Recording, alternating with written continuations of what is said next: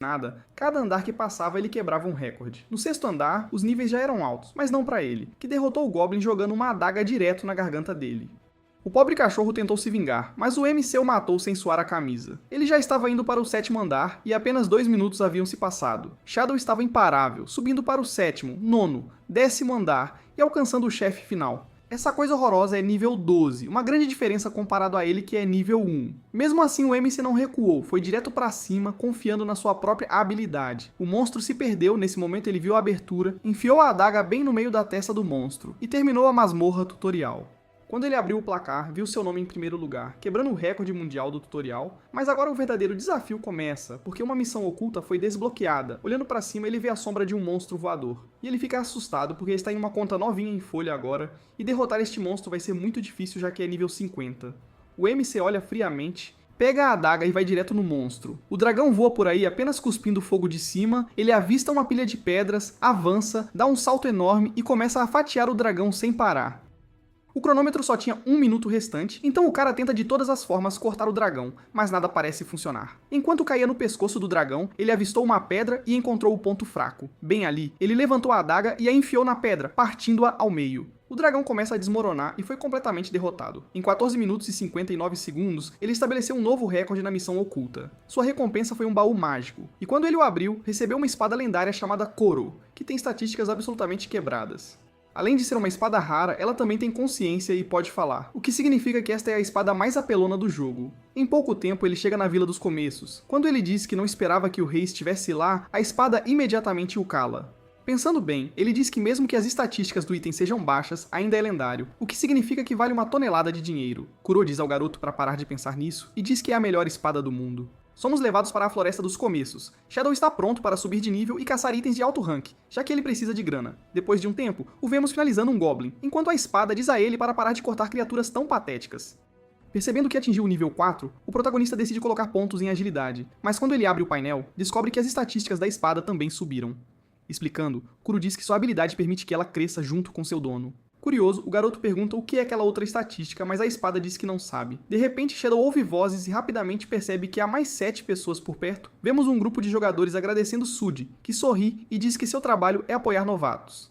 O protagonista percebe que, embora possa sentir 7 presenças, ele só está vendo 4 pessoas, o que significa que 3 delas estão escondidas nas sombras. A espada demoníaca diz que isso é bem comum quando as pessoas querem caçar novos jogadores. Como ele não suporta canalhas que se aproveitam dos fracos, o garoto decide intervir. A espada diz que imaginava que ele era do tipo justiceiro, mostrando que não parou de ler seus pensamentos nem por um segundo.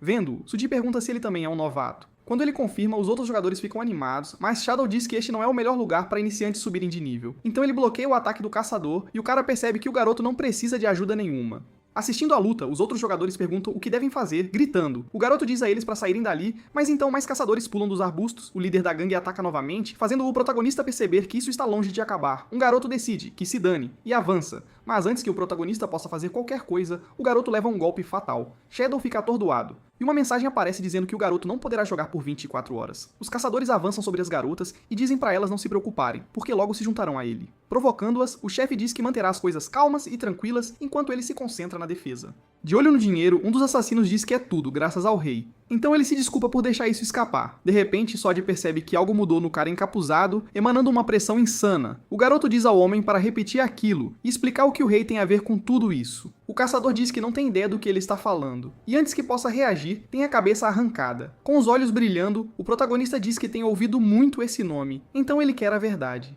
Kuro pergunta o que está acontecendo e por que o garoto não está ouvindo. Percebendo que ele se entregou completamente à raiva, tenta acalmar as coisas, já que já passou por isso antes. Uma mensagem aparece dizendo que um campo de duelo de exclusão de conta foi ativado, e o jogador-alvo será eliminado.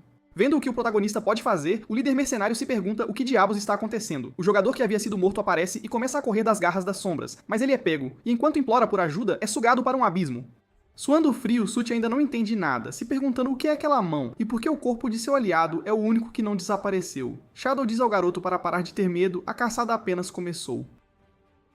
Pensando consigo mesmo, o mercenário conclui que estes não são os anões Yadidi que ele conhece. Cara a cara com o jogador, o protagonista pergunta por quê e quem deu a ordem para matar iniciantes. Gritando, o assassino diz que está seguindo as ordens do rei, e não é culpa dele.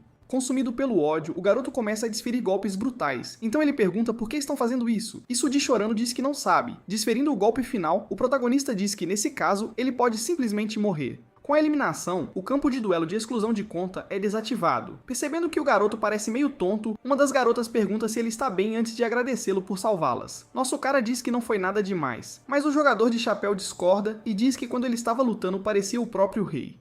Xiaobei decide se afastar e sentar. Preocupado, Kuro pergunta se ele está bem, mas o garoto não responde. Ele pergunta o que era aquele campo de antes. Sentindo a pressão, a espada diz ao seu dono para diminuir sua intenção assassina, já que seus dados de memória são protegidos, e a única coisa que sabe é que o campo de duelo é onde as contas dos jogadores são colocadas como apostas, então aquelas mãos gigantes são chamadas de mãos de Deus. Elas são responsáveis por engolir as informações da conta dos jogadores, impedindo-os de reencarnar porque esses dados são basicamente como uma alma. Pensando nisso, nosso cara diz que é insano uma habilidade ter tanto poder, então ele percebe que acabou fazendo algo semelhante ao que Rito fez. A espada diz que as emoções do garoto causaram uma falha no sistema de proteção, e que seu criador ajudou a desenvolver o jogo, mas foi demitido, e a última coisa que sentiu antes de ser reprogramada foi uma agonia extrema. Levantando-se, o protagonista diz que isso é bom, já que jurou vingança contra o rei e diz que acredita nessa história, ele decide verificar os itens que pegou. Kuro diz que a mão esquerda do cara está tremendo e que vai fingir que não viu. Com a pulseira do falcão, o tônico do lobo negro e a adaga presa venenosa, Shadow diz que os inimigos tinham um loot decente, e ele vai leiloar o resto. Quando alguém pergunta se ele está realmente tão quebrado, ele diz que de qualquer forma só pode fazer o que precisa se derrotar monstros raros. Então somos levados para a estrada perdida. Depois de caminhar um pouco, Kuro pergunta se seu dono se perdeu. Negando, o protagonista diz que depois que saírem do labirinto camuflado, chegarão à base dos NPCs. Eles se parecem muito com humanos, e podem ser úteis para coletar informações sobre monstros raros. A espada pergunta se ele não tem amigos humanos. Nosso cara diz que sempre jogou solo, então rapidamente muda de assunto quando sente cheiro de fumaça. Pensando em seu irmão, ele diz que além de se sentir impotente, sabia que algo importante estava sendo destruído, e agora precisa descobrir como isso aconteceu. Caminhando pela vila em chamas, ele chama perguntando se há alguém, até que ouve uma garotinha chamada Rin, chorando por ajuda. Shadow consegue tirar a NPC dos escombros antes que o pior aconteça, então ele pega uma poção de cura para ajudá-la. Mas quando ela abre os olhos, grita e se afasta. O protagonista diz que está ali para ajudar. Chorando, a garotinha pergunta se ele vai chamar o rei. Descobrimos que um grupo de estranhos apareceu na vila e levou todos os adultos. Sob o comando do rei, quando perguntado se está bem, Shadow diz que sim, e diz a Kuro para não se preocupar. Então ele diz que é hora de matar as pessoas responsáveis por essa tragédia. Mais à frente, eles veem um grupo de homens espancando um aldeão, o cara tenta se proteger com as mãos, de repente o protagonista aparece atrás de um deles, e com um único golpe tira mais uma vida. A espada demoníaca diz que aquela adaga parece difícil de usar. E quando ele pergunta se ela está com ciúmes, ela nega, dizendo que simplesmente não gosta daquela arma. Depois de acabar com quase toda a gangue, Kunto disse que precisava praticar para poder usá-la quando realmente importasse. De repente, alguém começa a gritar. O líder mercenário diz que o cara grita demais, para um NPC que só devia dar informação. Chorando, o cara diz que só quer o líder, o que faz o assassino decidir acabar logo com isso. Mas antes que ele possa, um de seus aliados tem a cabeça arrancada. Após derrubar o capitão, o protagonista diz que ele é lento demais, e ao se aproximar, pergunta se o cara no chão está bem. O cara agradece a ajuda, e ao saber de Rin, pede que Shadow ajude seu povo a seguir em frente, já que o líder deles também foi capturado. Nosso herói concorda, e então somos levados para onde os reféns estão sendo mantidos. Preocupado, Kuro pede ao seu dono para ficar calmo para não ativar aquela habilidade de campo novamente. Enquanto ele avança para atacar, diz que sabe, os vilões nem têm chance de reagir. Apenas 4 restam em pânico, e um deles pergunta quem diabos é o cara. De repente outro mercenário aparece segurando o pai de Rin como refém, e ordena que ele não se mova. Os aldeões surtam quando veem seu líder assim. Cercado, o protagonista pode ouvir sua espada implorando para ele ficar calmo, mas mesmo assim, ele diz que vai matar todos eles. Um dos bandidos diz que essa é a fala deles e que se o cara largar a espada, ele pode ir embora. Mandando o homem calar a boca, nosso garoto ativa o campo de exclusão de conta, mandando todos os mercenários para o pânico. O cara com o rosto coberto consegue bloquear o primeiro golpe, e pergunta o que seu parceiro está esperando para acabar com o refém. Tremendo todo, ele percebe que não consegue se mover por causa do veneno da adaga do protagonista. Com um olhar sombrio, o protagonista diz que é hora da caçada. Vendo seu parceiro morder a poeira, o mercenário congelado implora ao garoto para não se aproximar se ele quiser que o líder da vila permaneça vivo. Mostrando o quão rápido ele é, Xiaobei diz que a distância não é nada para ele, e então desfere um golpe mortal. Com o trabalho feito, ele até consegue ver as mãos de Deus em ação. Então depois de um tempo vemos o protagonista perguntando se Dawneu está bem. O homem confirma, então pergunta como ele sabe seu nome, e quando não obtém resposta, diz que eles deveriam ir para fora. Quando os dois aparecem, uma mulher corre e abraça o marido, enquanto Rin abraça nosso garoto, entregando o anel do assassino. O líder diz que é para mostrar a gratidão de todos. De repente, Yuba aparece e pergunta que tipo de agradecimento mais sem sal é esse.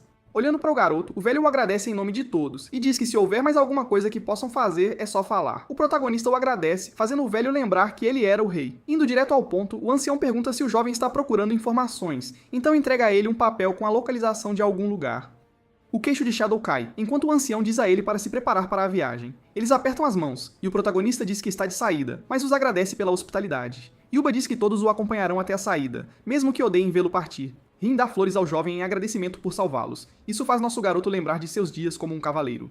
Observando-o partir, Dawnell o agradece por sua bondade, mas Quintio decide perguntar por que a vila foi atacada em primeiro lugar. O homem diz que, pelo que ouviu, os mercenários estavam atrás de informações que só o ancião sabia. Pensando nisso, o protagonista se pergunta o que diabos Rito está tramando. De repente, Kuro grita para avisá-lo sobre o perigo. Virando-se, nosso garoto fica cara a cara com um inimigo prestes a atacar. Usando toda a sua agilidade, ele desvia de uma saraivada de ataques, mas quando perde o equilíbrio, percebe que pode estar ferrado. No último segundo, ele consegue pegar a espada demoníaca e bloquear. Ele diz que é uma pena que o ataque furtivo da mulher não funcionou. Recuando, a garota de olhos amarelos pergunta quem ele é e o que aconteceu ali, enquanto o protagonista se pergunta se ela é uma das aliadas do rei. Preparando-se para atacar novamente, ela diz que poucas pessoas sequer sabem sobre aquela vila, então ela exige saber por que ele está ali. Eles chocam espadas e percebem que sua força é bem equilibrada. Preocupado, nosso garoto diz que ela está em um nível totalmente diferente comparado aos outros capangas. Ele a chuta para trás e pergunta por que ela está fazendo isso se é tão habilidosa. Tremendo, a inimiga pergunta como ele ousa fazer isso com os amigos dela, então ataca novamente logo depois. Colocando toda a sua força nisso, ela diz que se perdeu na raiva e que massacrar pessoas foi um erro. Gritando, Kato diz que só fez isso por causa deles. Dawnell diz que gostaria de fazer algo, mas é impossível.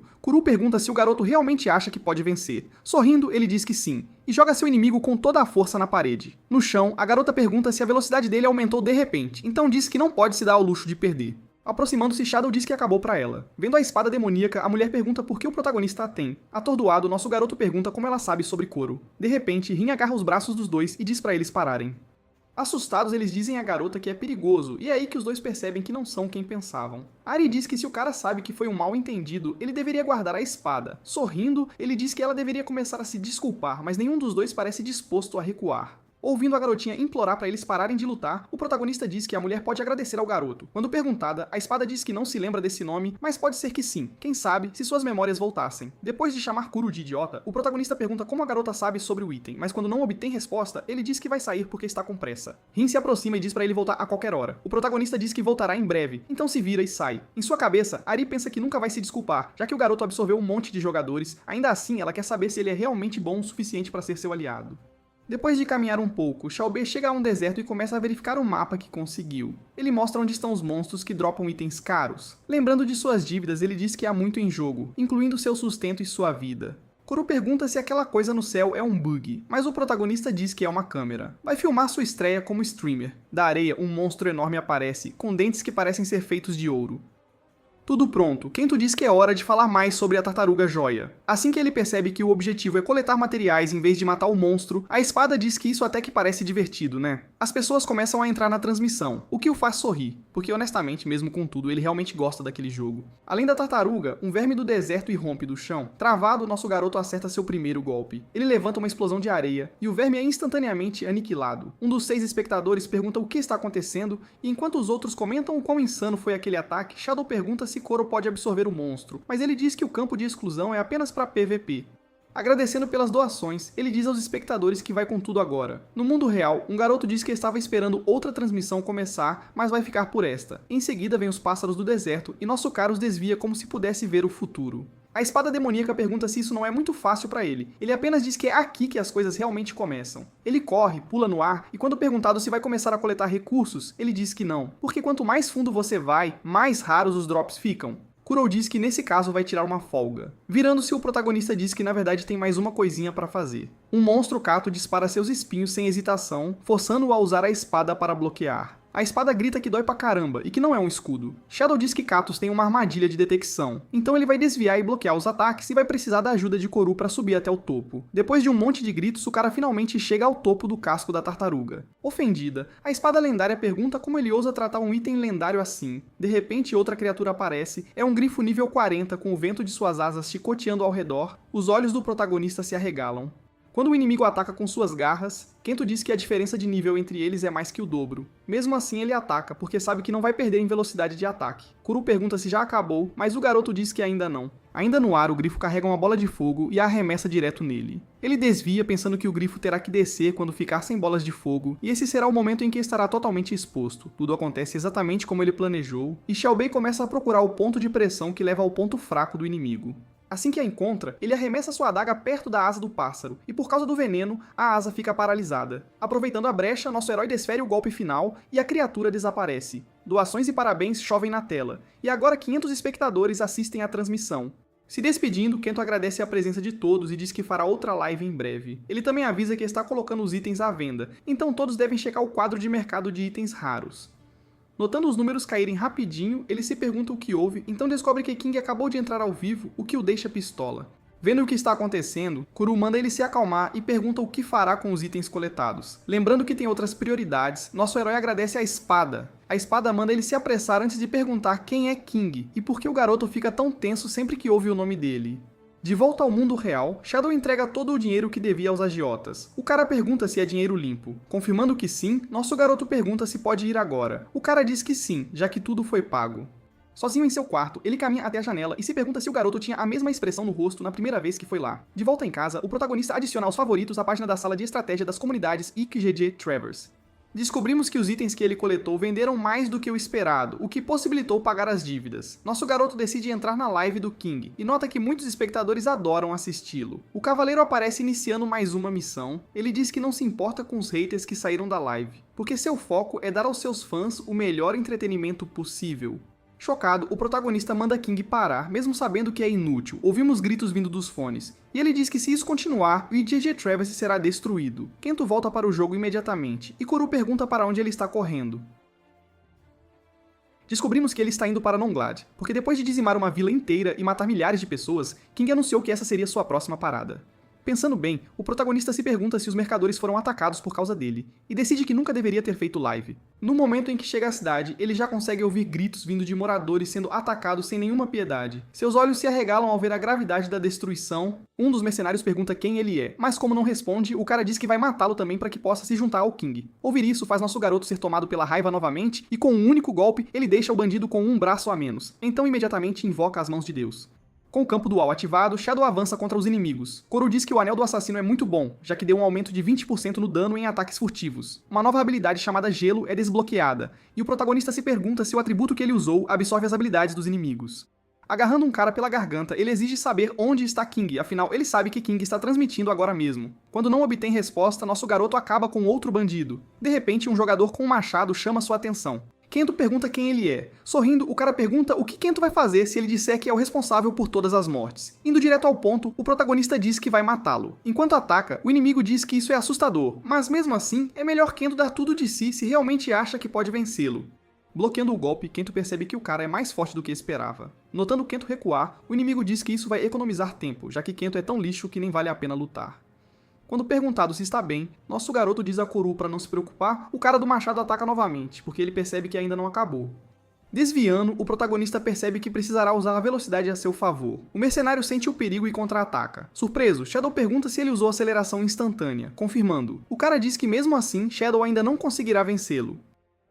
A espada demoníaca pergunta novamente se seu dono está bem, então diz que reforços inimigos estão logo atrás deles. Soltando um suspiro, nosso garoto diz que está apenas começando. O inimigo pergunta se ele é do tipo que fica louco de medo de morrer, o que faria sentido, já que com a chuva atrapalhando tudo, nem os céus estão ao seu lado. Discordando, o protagonista diz que na verdade eles estão, e então usa sua habilidade de gelo recém-adquirida. Os pés do assassino ficam presos ao chão pelo bloqueio de gelo. Sendo subestimado, o cara do machado diz que está cansado de brincadeiras. Aparecendo atrás do garoto, Shadow manda ele relaxar e aproveitar mais um pouco, então ele decide lidar com os outros oponentes, que são rapidamente absorvidos pela habilidade do campo dual. O líder da gangue se pergunta como isso é possível e por que os corpos não estão desaparecendo. De repente, Kuro começa a gritar, deixando tudo vermelho. Usando toda a sua força, o protagonista tenta continuar segurando a espada, que parece estar subindo de nível. O cara do machado aparece e diz que não vai deixar o garoto fazer o que quiser, mas ele é jogado para trás antes de levar um golpe direto. Nosso garoto diz que graças a ele ficou ainda mais forte, então puxa a espada e libera as mãos de Deus. A arma diz que agora acabou, mas Kento parece triste porque não conseguiu salvar ninguém. Kuro manda ele olhar para trás, mas ele diz que tudo o que resta é a cidade em ruínas. De repente, alguém se aproxima e agradece por terem sido salvos, revelando que estavam escondidos o tempo todo. Rapidinho, mais pessoas aparecem também. O protagonista fica aliviado por ter chegado a tempo, mas então, do nada, outra pessoa aparece e diz que aquilo foi incrível. Ouvindo aquela voz, os olhos do nosso garoto se arregalam. Parado ali, King diz que finalmente é hora de conhecer o cara de quem todo mundo está falando. Então os dois se encaram antes da luta começar. Pegando o protagonista de surpresa, o cavaleiro o chama pelo seu nome verdadeiro. Shadow começa a gaguejar, totalmente confuso. Kuru pergunta o que isso significa. Nosso garoto diz que foi aquele cara que tirou o King dele. Cansado de esperar, Reito ataca. Ele manda o garoto voando pra trás e mesmo que ainda esteja de pé, ele percebe que só a onda de choque causou muito dano e conclui que não pode vencer por causa da diferença de nível, o que significa que ele está prestes a ser derrotado pelo personagem que ele criou. A espada demoníaca pergunta se ele não vai lutar. O protagonista começa a lembrar de tudo que Jingu-Ji tirou dele na vida real, e finalmente decide que em Yel'Gudrubas ele não pode se dar ao luxo de recuar. Dizendo que seu nome é Shadow, ele avança e diz que não vai mais ser o brinquedinho do Reito.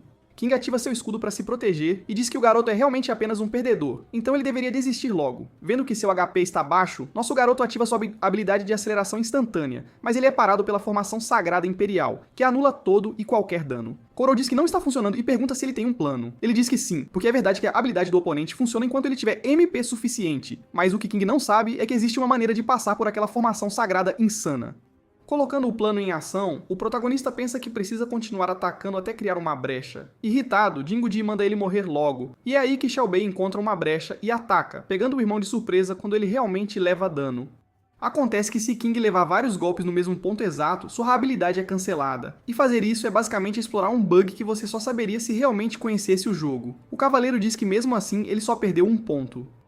Não se importando, Kendo diz que ainda é dano que ele causou. Jogando sujo, Reito diz que tem algo para mostrar a ele. Numa tela grande, nosso garoto vê as pessoas que ele tanto tentou proteger presas numa jaula. Um cara pergunta o que eles fizeram para merecer isso, mas o guarda o ataca. Vendo Shadow gaguejar, King pergunta se ele entende a posição em que está agora. Então ele revela que aprisionou pessoas em vários lugares além de Nownglide, então se o garoto se mover um pouquinho, todas as vilas serão destruídas. Erguendo sua espada, o cavaleiro diz que o mais forte sempre vence, significando que enfrentá-lo é inútil, seja no jogo ou na vida real. Mantendo seu showzinho, Reito ativa sua habilidade Dança da Espada Imperial.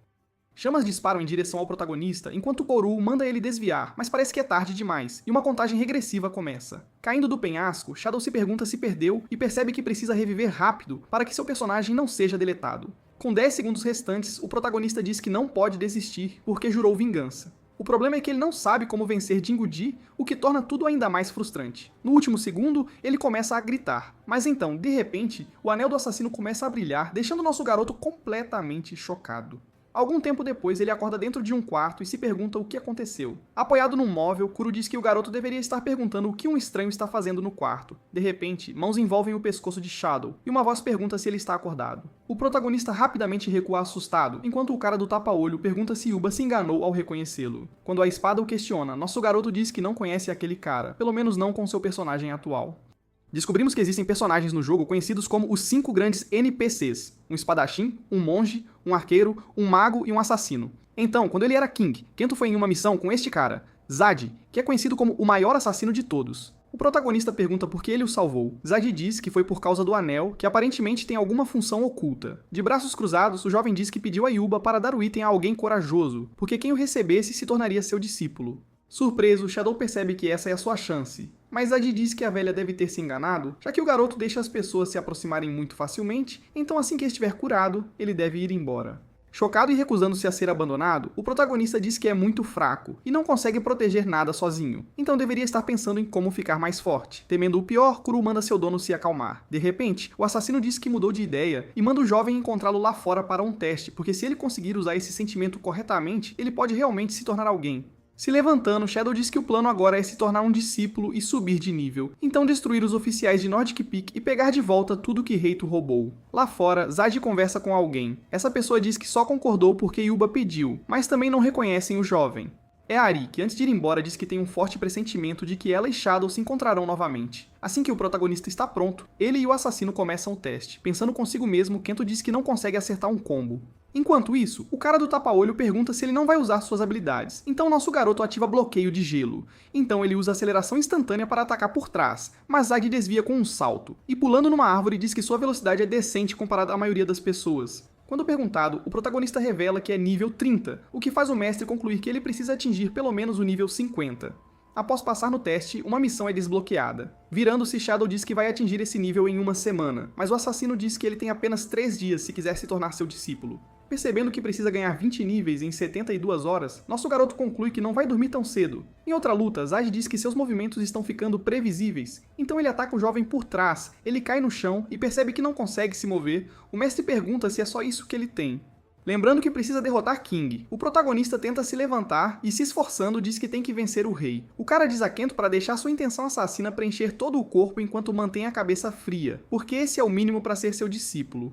De repente, uma mensagem de parabéns aparece e finalmente o protagonista atinge o nível 50. Alongando-se, o assassino diz que achou que levaria 5 dias, o que faz nosso garoto perceber que estava agindo meio irracionalmente. Depois de conseguir a habilidade Caminho das Sombras, Shadow fica confuso, mas Zad diz que é seu atributo, e ele vai mostrar como funciona apenas uma vez. Ele desaparece nas sombras, e reaparece atrás do protagonista, dizendo que a habilidade permite ao usuário se mover para as sombras de outras pessoas. Korou diz que isso é interessante, e funciona muito bem com o Anel do Assassino. Aproximando-se, o mestre diz que tem um favor a pedir, então ele revela que ouviu falar de monstros nunca antes vistos e de espadachins e magos desaparecendo. Então, já que as coisas estão perigosas, ter um parceiro ajudaria. Nosso garoto concorda sem hesitar, já que se ele completar a missão, receberá recompensas. Cortamos para outro lugar, onde alguém reclama que um espécime é um fracasso. Vemos 2 criaturas dentro de 2 tubos.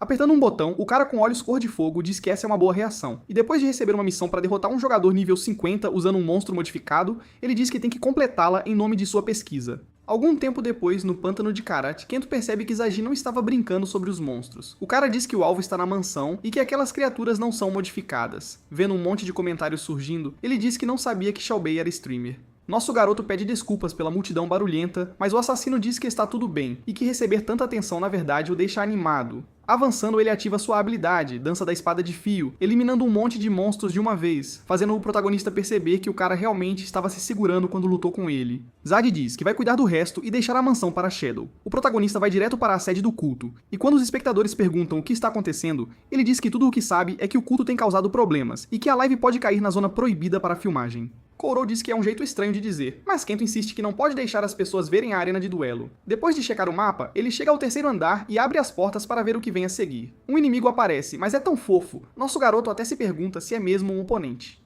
De repente alguém manda ele olhar para trás, ele se vira e se encontra cara a cara com uma horda inteira de criaturas. Uma delas ataca imediatamente, mas é eliminada rapidinho. Pensando bem, o protagonista diz que aquelas devem ser as criaturas codificadas, então alguém aparece e diz que não esperava que uma quimera produzida em massa fosse derrubada em um único golpe. Ele acrescenta que faz muito tempo que não vê Shadow, nosso garoto fica confuso, e o cara lembra que ele é Sud, o caçador novato, e que ele fez uma nova conta só pra se vingar, gritando ele invoca outra criatura, e depois que um gorila com chifres aparece, ele diz que é a vez dele de se divertir. Num piscar de olhos, coisas voam, e o cara fica olhando de boca aberta. Sentado em cima do gorila, o protagonista pergunta quem foi mesmo que ele disse que ia matar. Aparecendo atrás do mercenário, ele aproveita a chance para perguntar se o cara é o mentor por trás do culto. Em pânico, Sud grita para Kento se afastar dele. Nosso garoto o faz, então aparece de novo e pergunta se ele está tentando ter outra conta deletada. Tremendo que nem vara verde, o cara diz que o líder está atrás das grandes portas e pergunta se está seguro agora. Provando que não, o protagonista o mata dizendo que é melhor ele nunca mais aparecer na frente dele. No mundo real, um espectador diz que Shadow é de alguma forma aterrorizante e incrível ao mesmo tempo. O protagonista entra no laboratório como se fosse o dono do lugar. Kuro diz que o lugar é incrível e se pergunta quem poderia estar modificando os monstros. Rapidinho, nosso garoto chega à última porta, mas está trancada. Então ele usa sua espada para cortar a madeira e fazer uma entrada dramática. Um pouco mais adiante, o cientista diz que aquilo foi bem violento. Se apresenta como Irides, um oficial de Nordic Peak, e pergunta se o garoto veio causar problemas em seu santuário de pesquisa, o que significa que ele é o assassino sobre quem foram avisados. Com um olhar sinistro, o pesquisador diz que Shadow apareceu na hora perfeita, porque ele acabou de terminar sua criação. Curioso, nosso garoto começa a sentir o cheiro da Rin. Irides diz que pegou dados de um NPC e os fundiu em um monstro, criando sua melhor obra até agora. Quando chamado, o Cavaleiro Dragão se levanta. O protagonista fica completamente atordoado, enquanto a criatura parece estar rindo. Vendo a garotinha presa lá atrás, ele diz que seu pior medo acabou de se tornar realidade e se prepara para dar um fim àquele show de horrores. Durante a luta, Kuro pergunta por que o garoto não está contra-atacando. Nosso garoto diz que é porque há NPCs fundidos na criatura. O Cavaleiro Dragão cospe chamas azuis, enquanto também drena a força vital do NPC. O protagonista desvia de outro golpe mortal, se perguntando se há alguma forma de salvar aquelas pessoas, e se a resposta pode ser aquelas pulseiras brilhantes nos pulsos do inimigo. Rindo, Irides diz que sabe que o garoto não conseguirá vencer. Bloqueando outro golpe com sua espada, Shadow decide testar sua teoria. Então ele salta no ar e reaparece bem perto do dragão, dizendo que está prestes a mostrar como espadas duplas são realmente usadas. Aparecendo nas costas do inimigo, nosso garoto corta as pulseiras e há um estouro de luz. Chocado, o pesquisador pergunta como isso é possível e ordena sua criação a focar em quem deve matar. Obedecendo, o dragão cospe fogo no garoto, que apenas observa a destruição acontecer. Logo depois disso, ele usa sua habilidade Caminho das Sombras e aparece debaixo do cavaleiro. Para terminar de cortar as braçadeiras, ele ataca novamente e a criatura começa a gritar, antes de desabar no chão totalmente derrotada. Preocupado, Shadow se pergunta o que aconteceu com os NPCs e nota que os anéis de dados estão se transformando em luz. Eles continuam flutuando ali, brilhando, e o protagonista reza para que estejam bem. De repente, a luz fica mais forte e os reféns caem no chão. Rin abre os olhos e vê Kento correndo em sua direção. Ela fica feliz quando ele a abraça, e ele diz que está feliz que ela esteja bem. Atordoado, o cientista pergunta como os dados do NPC foram restaurados e percebe que sua missão falhou. No chão, ele reclama que não conseguiu uma classe única, e diz que nunca perdoará Xiao Bei por isso. Com o apertar de um botão, os monstros presos dentro dos tubos são liberados, e eles se preparam para executar a vingança de seu criador.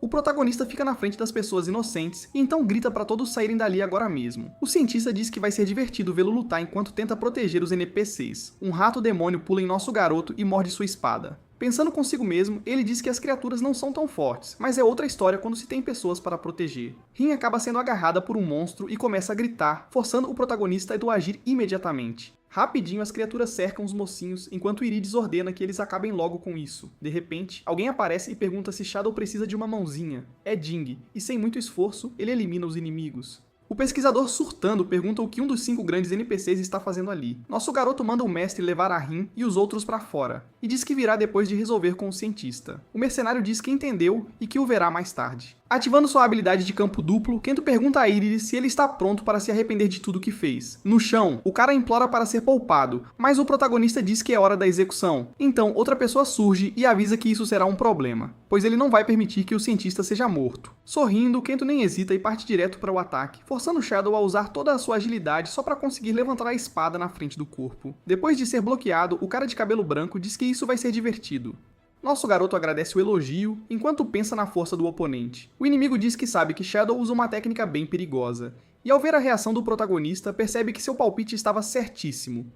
Apresentando-se como um dos 4 oficiais do Pico Nórdico, Ken diz que é um prazer brincar com ele. Em seguida, ataca na hora, usando sua habilidade Golpes de Lupus. Mesmo aguentando o impacto, o protagonista percebe que a técnica acerta mais forte a cada golpe. O inimigo pergunta quantos ataques ele acha que consegue aguentar. Preocupado, nosso garoto tenta recuar, mas suas pernas são presas por lagartos. Com um golpe, ele os elimina, mas mais aparecem. E Modis pergunta por quanto tempo Ken planeja arrastar a luta. Em vez de aproveitar a chance de acabar com Shadow, o cara se aproxima e diz que isso estragaria a diversão, enquanto o pesquisador grita que ele deveria ser mais grato pelo apoio. Kuro pergunta se não seria inteligente fugir enquanto os dois discutem. Discordando, o protagonista diz que essa é a chance deles de derrubar os dois de uma vez. Irritado com a interrupção, Ken diz que não há como evitar o que está por vir. Então, de agora em diante, ele vai com tudo. A espada demoníaca diz que seu dono precisa correr imediatamente, já que o campo de duelo está aberto. E por ser um campo absoluto, ninguém está isento das regras, nem mesmo ele, o que significa que se o garoto perder, será engolido pelas mãos de Deus. Sem dar tempo para ele escapar, o cara de cabelo branco começa a desferir golpes de lupus novamente, dizendo que ele é realmente forte por sobreviver a 10 ataques seguidos. Justo quando tudo parece sem esperança, alguém libera o golpe que divide o céu, forçando Ken a recuar imediatamente. Ari aparece e diz que eles não podem parar o inimigo, não agora. Quando o protagonista pergunta por que ela está ali, ela apenas diz que vai cuidar de Irades, enquanto pensa que, na verdade, só está ali para ver se Shadow é digno de empunhar Kuro. Voltando à ofensiva, o lutador de punho diz que a mulher parece confiar muito no garoto, e ele terá que perguntar o porquê depois que vencer. A espada demoníaca continua absorvendo a maioria dos golpes. Recuando, nosso garoto percebe que, agora que o cara está mais forte, ele não pode se dar ao luxo de ser atingido. Avançando, Ken diz que não há escapatória, então desfere um golpe usando a dança do punho de fluxo fluido. O protagonista mal se salva de novo, e seu oponente diz que faz muito tempo que uma luta não o fazia sentir assim. Então ele errou de propósito, só para mostrar ao garoto que ele não deveria mais tentar fugir e sim se divertir. Vemos nosso garoto suando frio. Lá atrás, Ari acaba desabando no chão. O cientista diz que esse é o preço por eles terem arruinado seu laboratório de pesquisa. Vendo a criatura enorme, Kuro manda Shadow correr, para que ele e a mulher não sejam engolidos pelo campo de duelo. Pensando em Rin, Kento diz que nunca mais vai perder, então se recusa a recuar. No chão, a mulher diz que nunca pensou que seria a primeira a confiar no jovem. Kento diz que o garoto é o melhor, mas então, de repente, o braço do diabo se ativa, e uma sombra negra envolve nosso garoto e sua espada. Gritando, o item diz que o poder despertou de repente dentro dele. Com um único golpe, o braço aniquila a criação do cientista, então começa a se aproximar dos outros inimigos. Ken consegue bloquear o primeiro ataque. Enquanto isso, o protagonista se pergunta por que as mãos de Deus parecem estar literalmente se materializando. Apavorado, Aredis joga poções nas garras negras, mas sua magia é cancelada e acaba atingindo o cara de cabelo branco. Shadow diz que ainda não acabou. O inimigo se vira bem a tempo e consegue se defender, mas ainda assim leva um corte no pulso que o faz perder HP. Kuro diz que adora aquela sensação de poder e que seu dono é bom que se apresse para que ele possa absorver tudo. No chão, o pesquisador pergunta por que a espada está emitindo uma aura tão sinistra e como o garoto consegue manter a sanidade ao usá-la. Ari aparece e diz que isso é só uma parte do que a arma pode fazer. As mãos avançam sobre o cientista, que percebe que não há como vencer, já que até Ken está em apuros. Determinado a sair vivo, ele pega mais poções e as joga no chão, criando uma nuvem de fumaça para que possam escapar. Ken diz que o tempo dele acabou, mas que, honestamente, adoraria continuar a carnificina. Nosso garoto diz que não vai deixá-lo escapar, mas é tarde demais. Os dois simplesmente somem. Sozinho com Ari, Shadow pergunta quem ela é e como ela despertou aquelas habilidades em Kuro. Ela diz que se ele realmente quer saber, deve ir ao Café Frozen no dia seguinte, ao meio-dia, mas só se estiver realmente interessado. Antes de deslogar, ela revela que sabe o nome de Kento, o que o choca completamente. Pensando em tudo o que aconteceu, o protagonista se pergunta que outras regras Kuro conhece e ele não. Então decide que a única opção é ir ao encontro, mesmo que não queira. Lá fora, Zed diz que a parte dele está feita e todos os NPCs estão em segurança. Nosso garoto o agradece enquanto olha para todas as criaturas que o cara derrubou. Vemos que, como recompensa, ele ganhou o casaco do assassino. Além disso, o mercenário lhe entrega a abraçadeira do espadachim. O protagonista fica feliz com os presentes, então os dois se despedem e prometem se encontrar novamente um dia. No mundo real, Kagura vai ao Café Frozen e se pergunta como ele vai descobrir qual pessoa ali é. Ari. De repente alguém o chama pelo nome. É ela. E ao fazer isso, ela mostra que sabe como ele é, mesmo que ele não pareça o mesmo do jogo. Quando o protagonista se senta, ela se apresenta como Ari e diz que é um prazer conhecer o rei, ou melhor, o herdeiro do grupo Jinguji. Assustado, Kento pergunta como ela sabe disso. Ela manda ele relaxar e diz que investigou as informações que conseguiu com Kuro. Na cabeça dele, ele pensa, como ela pode ter informações pessoais de um jogador? Mas ele rapidamente descobre que Ari é uma engenheira que ajudou a criar o id de Reverse. Ela foi demitida quando o grupo de Jinguji assumiu, então agora ela quer vingança, mas vai precisar de ajuda. Ouvir isso o faz lembrar de tudo o que Reito fez a ele. Kento pergunta o que ele ganha em ajudá-la, e diz que a única razão pela qual veio é porque quer saber mais sobre Kuro. Aceitando os termos dele, ela diz que criou a arma para lutar contra o grupo de Jinguji, e os requisitos para obtê-la são super rigorosos porque ela queria encontrar um jogador que fosse realmente digno. Nosso garoto finalmente liga os pontos. Arisa diz que teve que dar Kuro a um jogador altamente habilidoso para que o conglomerado não percebesse. Pensando bem, Shadow diz que acredita na história dela, mas seu único objetivo é vencer King, não derrubar todo o grupo de Jinguji. Ele está prestes a dizer isso, mas ela o interrompe, dizendo que sabe que é difícil lutar contra o rei sem o equipamento certo. Admitindo que ela está certa, ele diz que já perdeu para o irmão antes, então a engenheira pergunta o que ele acharia de conseguir um patrocinador, já que suas transmissões estão bombando. Kento diz que tem pensado nisso, mas como novato, pouca gente se interessa em patrociná-lo. Orisa discorda e diz que faz parte do grupo Oga, grande o suficiente para enfrentar o grupo Jinguji. Acontece que a organização é considerada um dos 5 maiores conglomerados do mundo e é de propriedade de seu pai e irmão mais velho, o que a torna uma herdeira. Orisa diz que de qualquer forma, os objetivos de ambos podem acontecer se ele concordar em fazer parte do plano. O protagonista diz que é bom, mas, não é uma boa ideia falar sobre isso naquele lugar. De repente, a mulher estala os dedos e todos dentro do café congelam. Antes mesmo de explicar, ela diz que toda a testação pertence ao grupo Oga, então não há motivo para se preocupar. Então ela pergunta novamente se Kento está disposto a ajudá-la, enquanto ele apenas a encara de boca aberta. Um mês depois, dentro do jogo, nosso garoto está observando a equipe do Pico Nórdico. Kuro diz que eles podem finalmente começar a verdadeira vingança. Concordando, o protagonista diz que, agora que tem um equipamento melhor, ele não pode se dar ao luxo de estragar tudo, o que significa que é hora de começar a caçada. Quando a noite cai na Vila Gazef, os bandidos estão falando sobre os rumores de que o sabotador é o mestre da guilda, conhecido como o irmãozinho do rei. As mãos de Deus aparecem prontas para aniquilá-los. Então, um golpe arranca as cabeças de 2 assassinos. Shadow surge e diz que eles são lentos demais. Kuro diz que o garoto está em boa forma, mas então ele percebe que algo está errado e que eles eram os alvos desde o início. Ken aparece e diz que, como esperado, o garoto tem bons instintos. Sabendo que o mercenário é obcecado por lutar, o protagonista imagina que terá que queimar um pouco de energia antes de enfrentar o rei. Todos começam a gritar, torcendo pelo cara de cabelo branco, mas do nada ele simplesmente soca um de seus próprios fãs e diz: isso é meio estranho, exatamente como eu pensei. Então ele revela que, embora tenha sido ordenado a trazer Shadow, o que ele realmente quer é lutar com ele 1 contra 1. Depois disso, ele pergunta se o garoto é mesmo o irmãozinho do rei. Nosso garoto pergunta o que aconteceria se ele dissesse sim. Ken diz que pensou que entrar numa guilda seria divertido, mas tudo o que ele tem feito é caçar NPCs sem motivo real. Então ele está deixando o pico nórdico. Os outros bandidos dizem que isso é traição. Ainda assim, Ken diz que será muito mais interessante assistir o protagonista lutar contra o rei. Então ele vai seguir em frente. E quando tudo acabar, eles terminarão a luta que começaram antes. Kento concorda e diz que, se as coisas saírem como ele espera, ele será o oponente de Ken num futuro próximo.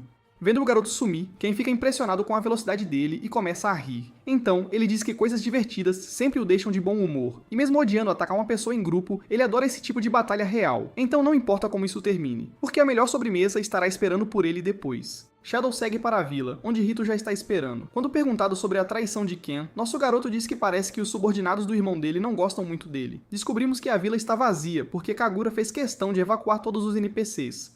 Sem se importar nem um pouco, Raito diz que estava cansado de esperar a diversão começar. Ativando sua habilidade, o protagonista diz que desta vez vai vencê-lo. Pensando consigo mesmo, King diz que recebeu relatórios sobre aquele atributo, mas os efeitos ainda são desconhecidos, o que significa que ele precisará anular todo o dano. Jinguji ativa sua habilidade Fortaleza Imperial. Apavorado, Kuro manda Shadow esperar. Explicando para a espada, o protagonista diz que aquele atributo aumenta a resistência do rei por 3 minutos. Avançando, o cavaleiro diz que seu irmãozinho nem vai conseguir arranhá-lo. Lendo a situação, Raito se pergunta o que está acontecendo com o HP do garoto e por que seus ataques não estão funcionando. Nosso garoto diz que sabe o que ele está pensando, porque ele está recebendo dano, porque o dano só se aplica quando você realmente acerta seu oponente. King é pego de surpresa por trás, e diz que vai rachar o chão para selar os movimentos do garoto com a pulverização imperial. Shadow diz que mesmo assim, ele será o primeiro a machucá-lo. Gritando, Jinguji manda ele descer do cavalo, e mostrando todo o seu poder, diz que não importa o quanto ele lute, ele sempre será um perdedor. Preocupado, Kuro diz que o garoto está o provocando demais, mas Kento diz que esse é o plano, porque há uma maneira de contornar a formação imperial sagrada.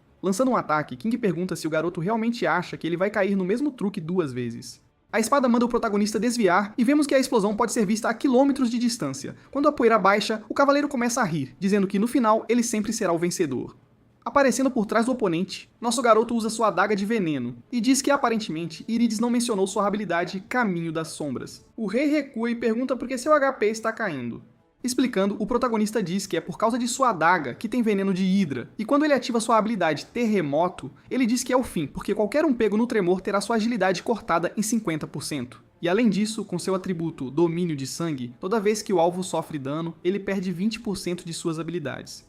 Reino tenta atacar, mas seu corpo está paralisado, mesmo com sua formação imperial ativa. Nosso garoto diz que isso acontece porque a única coisa que a formação não consegue bloquear são os golpes diretos, o que inclui o dano causado por debuffs. Gritando, o rei pergunta como diabos sua habilidade deveria contar como uma fortaleza. Shadow diz que a formação não o torna invencível, e o que torna um jogador bom é ser capaz de encontrar respostas para suas fraquezas. Então, já que seu irmão ainda é basicamente um novato, ele gostaria de dar as boas-vindas a ele ao Witch GD Travers. As mãos de Deus aparecem atrás de Heidou. Enquanto isso, o protagonista decide atacar por cima. King diz que não acabou, porque sim, ele é invencível enquanto a formação imperial sagrada estiver ativa. Nosso garoto diz que ele está esquecendo de algo. Seu MP está quase no fim. Antes de desferir o golpe final, Kento se despede de King, todos os bons momentos que teve com aquele personagem passando pela sua mente. Vemos o cavaleiro ser cortado ao meio, antes de ser engolido pelas mãos de Deus. Com o trabalho feito, o protagonista diz que agora é a vez de Yoga. No mundo real, Reito se pergunta como perdeu para alguém tão fraco. Então, ele decide beber um pouco de água, mas seu telefone começa a tocar. Do outro lado, seu pai pergunta o que diabos ele acabou de fazer, e manda ele ligar a TV, onde todo o esquema de trapaça está sendo exposto em uma reportagem.